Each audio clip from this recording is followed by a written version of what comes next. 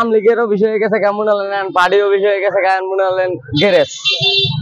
এখন সামনে ক্ষমতা যারাই দেখাবো, আমলিগ যেমন হয়েছে এরকম বিএনপির যখন ক্ষমতা দেখাবো তখন বিএনপিরও এরকম গ্যারেজি হয়ে যাবো, ওদের এই গ্যারেজি হবে। চাইনা দেশের জনগণ চা শান্তি, আমরা চাই শুধু শান্তি। মানুষ হরণের যেন না পড়ে, মানুষ মানুষের ভালোবাসা চায়, ভালোবাসার জন্যই পৃথিবীর মাঝে থাকা আমাদের। মানুষ মানুষের পাশে থাকলে ক্ষমতা পার্টি অফিস এখানে আসলে গ্যারেজ দেওয়া উচিত নয়। কিছু অশৃঙ্খল পোলাপান যেমন কুলিয়া মানে ধর্মটাই কিছু আছে মিলে একটা পার্টি অফিস এখানে গ্যারেজ করা হয়েছে, ভালোই হয়েছে। আর তাই নাহলে পরে মানুষের পায়খানা করে শেষ করে রাখতো যে অবস্থা।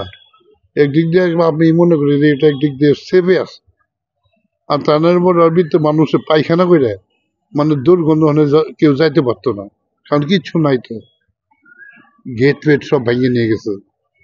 খুব একটা খারাপ, আমি এটা ভালো চোখে দেখি না।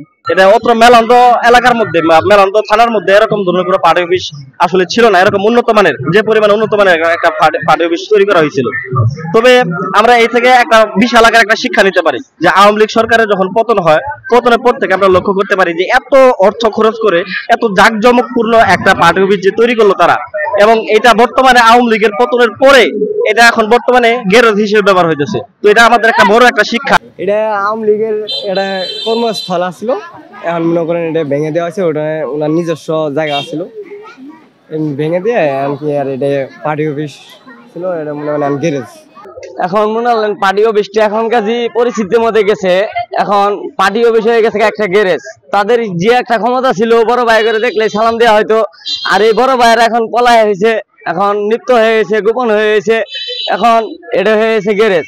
এখন চাই না যে পরবর্তী যারা ক্ষমতা জুড়ে যাবেন, পরবর্তীতে যেন এরকম যেন দুনিয়ার বাড়ির মধ্যে না হয়, এরকম পরিবেশ এই পার্টি অফিস এবং কি বিএনপির পার্টি অফিস আসবো, এরকম পরিস্থিতি যেন না হয়।